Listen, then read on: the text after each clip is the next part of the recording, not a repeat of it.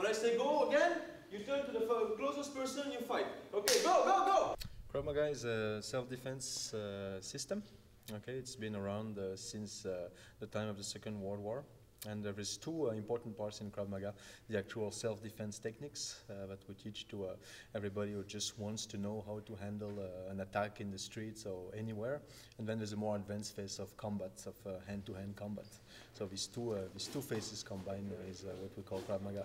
It's called contact combat in Hebrew.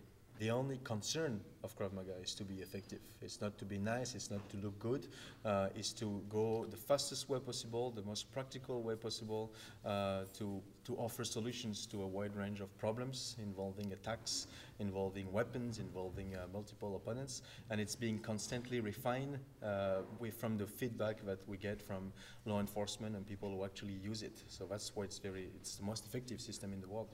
The toughest thing is to remember always to go forward.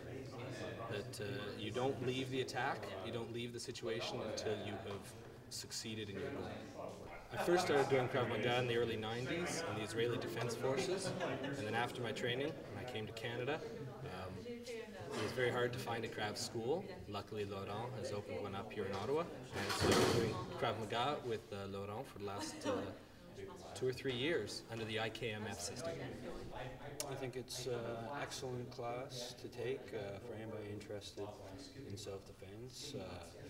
The moves are fairly easy to learn. They're designed for you to go with how you would normally react to a situation, and yeah, I just think it's great physically too to keep you in shape. Yeah. People here, they're hard workers, and I think they'd fit in great with the military crew. So, yeah, kind of the same esprit de corps, I guess you could say. In this particular class, I have right now about 25 people registered. So in any given class, I have about 16, 18 people show up to train.